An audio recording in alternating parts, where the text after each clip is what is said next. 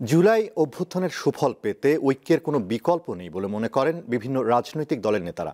আজ রাজধানীতে খেলাফত মজলিসের দ্বাদশ অধিবেশনে তারা বলেন, দেশ বিদেশে ষড়যন্ত্র থেমে নেই, এটি বিবেচনায় রেখে সবাইকে এগিয়ে যেতে হবে।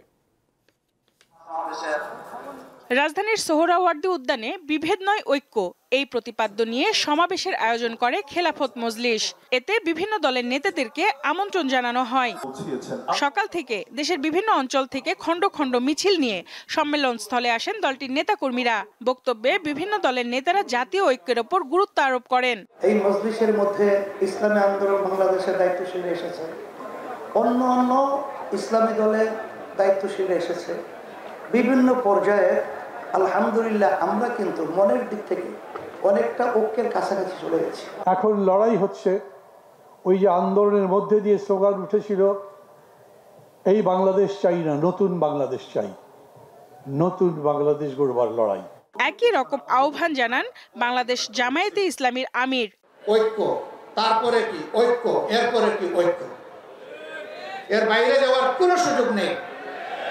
আর যেন আলিম ওলামা ইসলামের দলগুলার মাথার উপরে কেউ কাঁঠাল ভেঙে খেতে না পারে, সেই ব্যাপারে আমাদেরকে সজাগ হতে হবে, সোচ্চার হতে হবে। বিএনপি স্থায়ী কমিটির সদস্য মির্জা আব্বাস বলেন, বাংলাদেশে আগুন লাগালে ভারতকে এর জন্য ভুগতে হবে।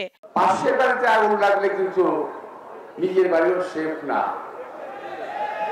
বাংলাদেশে আগুন জ্বালাবেন, নিজেরা শান্তিতে থাকবেন, এটা কিন্তু সম্ভব না, এটা হয় না, ইতিহাস বলে না। সুতরাং একটু সাবধান, বুঝে শুনে চলেন। খেলাফত মজলিসের মহাসচিব হুঁশিয়ারি দিয়ে বলেন, কেউ ঐক্য নষ্ট করলে জবাবদিহি করতে হবে।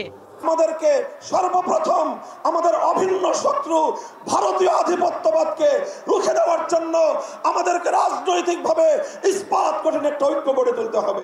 ভবিষ্যৎ বাংলাদেশে ইসলামী দলগুলোর মধ্যে ঐক্য বজায় থাকবে বলে আশা করেন এই খেলাফত মজলিস নেতা।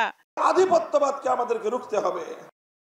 সঞ্জিদা প্লাবনী, দীপ্ত সংবাদ, ঢাকা।